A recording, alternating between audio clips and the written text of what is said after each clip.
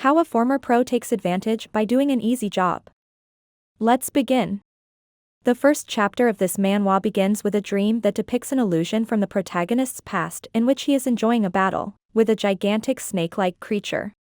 The dream takes place at the beginning of the chapter. The snake attacks him from behind, and his suit breaks, which almost makes him cry. Frustrated, he first swings his fists at the enormous serpent, and then, because he finds the combination of swordplay and magic to be the most enjoyable, he cuts it with his sword. The dream ends with the protagonist waking up. Right at that moment, he begins to lapse into darkness and claims that he is hiding something from you. The following thing that happens is that he awakens in a bed and finds a stunning woman walking toward him. Nevertheless, he has no idea who she is. The woman walks up to him and places a kiss on his forehead. He tries to kiss her back so as not to be unpleasant, but then he realizes that he is no longer an adult and must behave like a child. While the boy was drinking milk, he explained that he has been reincarnated numerous times and that he remembers each of his previous lives. He thought that he must have been reincarnated because it was not the first time. It was the first time he had been reincarnated into a family that was not native to the country and spoke a different language. After that, he was reincarnated a number of times in different planets, each time taking on a different function, until he became accustomed to the process. After looking about the area, he realizes that the decor of this location is reminiscent of the Middle Ages. He draws the conclusion that this must be a fantasy world, despite the fact that he had been expecting for a science fiction world. In a former life, he had been a poor Korean man who had a hard time getting by. His mother leans in to kiss him, and he can tell from the look on her face that she is overcome with emotion for him. In any of his other incarnations, he has never known his mother's love. His mother, Lavanna, is asked by the maid to leave the prince with him because he is a prince at this time. Nevertheless, the child realizes that his mother is sad. Arel, Lavanna's kid, is unable to inherit anything due to the fact that he has his mother's weak blood, and this causes his mother to worry that Arel may one day loathe her. Arel, in that very moment, goes for his mother's tears and makes a feeble attempt to wipe them away with his little hands. She encourages her to not be so formal with her because she was also a maid not so long ago, and she wonders if people will ever recognize her kid as a royal. Arel is not bothered by the fact that he is being ignored by the royalty or the nobility since he is conscious of the fact that being a prince comes with its own unique set of benefits. When Lavanna notices that his young child is reassuring her, she begins to feel agitated. He is fully aware that his 101st existence will be a life that is comparatively free of difficulties. Also, quick reminder as we are going through the recap, if you are new to the channel, around 52% of viewers are watching, are not already subscribed, and if that's you and you want to guarantee you're always up to date with all good content like this, so feel free to hit that subscribe button and join us on the road to 1 million subs. And if you enjoy the video or if you found it interesting, let me know by dropping a like and comment on it as well, would be seriously appreciated. Let's continue. Since Arel has royal blood and a maid, he may choose to spend his time in a place that is away from power struggles. Arel has low expectations when it comes to the quality of life. As Lavanna and China observe him absent-mindedly going about his day, Lavanna becomes concerned about her ability to protect his grin. Arel has some expectations about the fundamental aspects of daily life.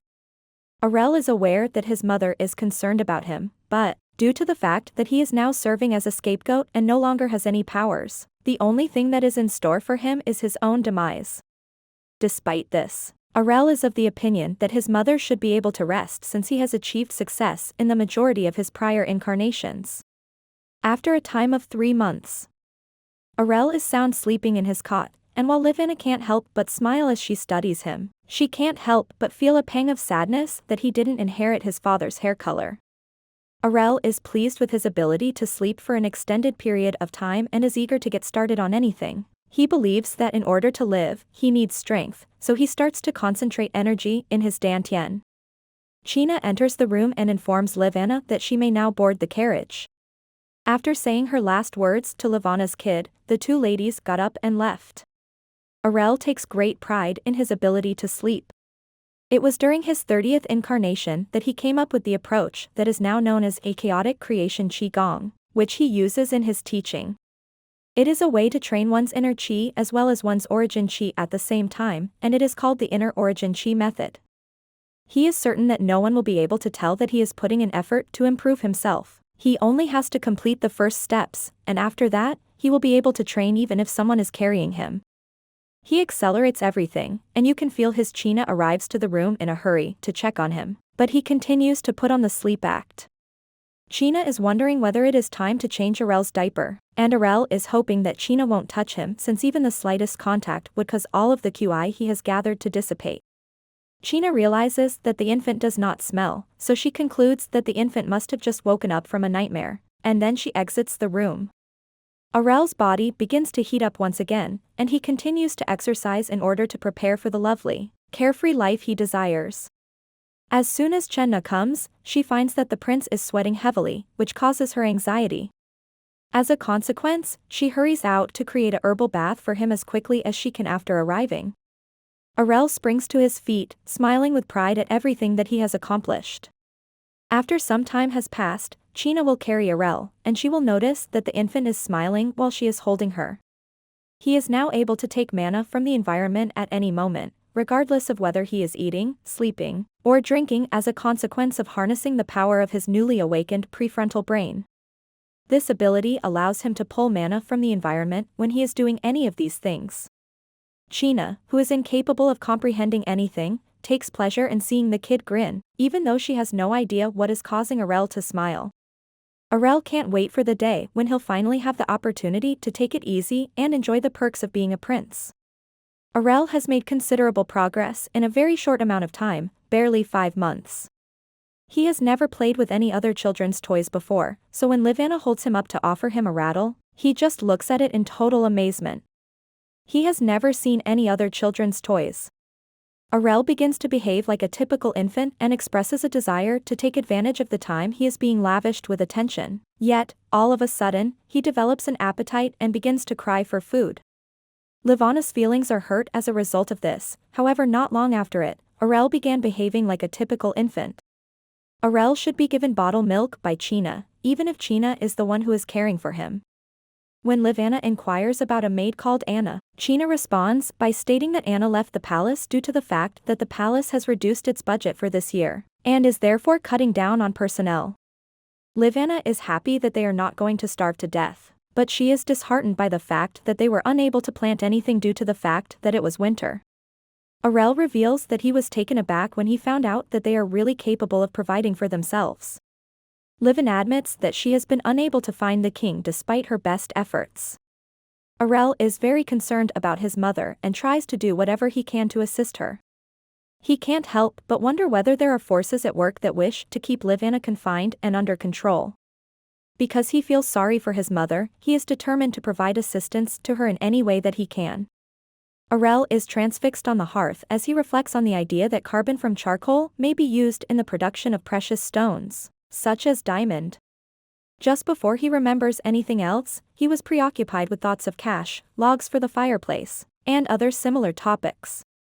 That evening, before falling asleep, Arel has a thought about the difficulty of enduring the winter. He keeps ruminating about topics related to money and other similar topics. He combines his mana with thermal energy and then attempts to compress the energy while being pushed back, but he is ultimately successful in doing so. He flies to the fireplace with the help of his mana so that he may check on the charcoal. He struggles to free himself from the confines of the crib but is unable to do so. He continues to endure it purely for the sake of his mother, and as a direct consequence of the explosion, Arel is able to successfully fashion a piece of diamond.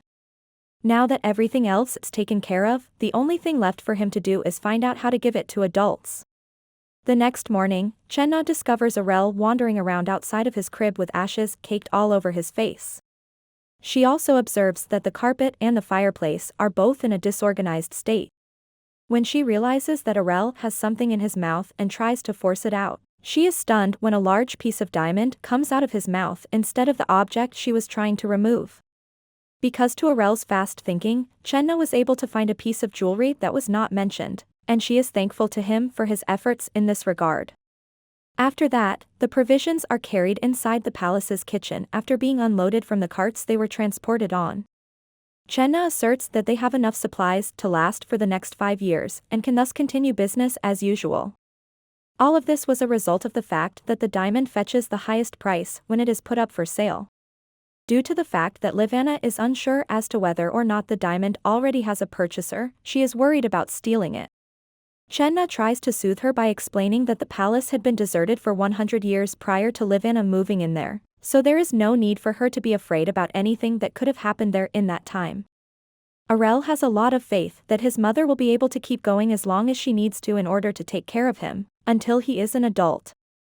The fire in the fireplace will be kept burning throughout the winter, and the couple has reached a point where their financial condition is solid. Chenna gives Livana the assurance that she no longer has to be concerned about the food supply since there is more than enough for both her and the other servants who work in the palace. Arel was relieved to see his mother smile, and he believes that his mother is at her most stunning when she does so.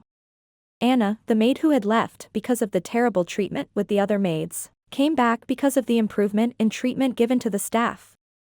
After a year has passed, Chena and Livana are fussing over Arel's outfit, but Arel just wants to sleep, so he cried his heart out like a real kid. Chenna puts him in his cradle and tells him that he will be treated like a prince or princess from this point on. Livana is afraid that the king will not be present for the birthday party for Arel, but Chenna assuages her fears by explaining that the king is only waiting for the right time to show up. Livana is still nervous about the supper, but she is comforted by the fact that it will be revealed that Arel is of royal blood. Arel is certain that not only the nobility but also the other members of the royal family will be there after hearing this information. In addition to this, he is concerned about the possibility of never again seeing his own father. When the day of the feast finally comes, Arel realizes that everything is really lavish, which is most certainly something he has not seen before. Arel, Livana's son, is the most important figure in the narrative at this point, according to Livana. Arel suddenly becomes aware of the fact that the royal ladies are conversing among themselves about him, despite the fact that he is more focused on his father, Tearel Inertia. Arel is also a little bit irritated since his father hadn't come up since the day he was born, and then all of a sudden, the royal family makes their arrival. Arel has little trouble determining that the person in question is the queen.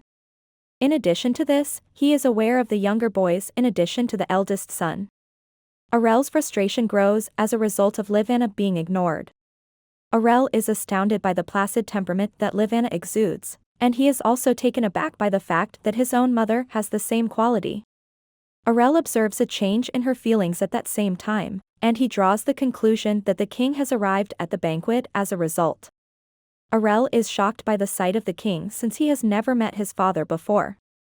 The king is an intimidating figure. Subscribe to watch more videos like these, turn on notifications, and leave a like and comment to help the channel out. Thank you for watching and see you in the next part.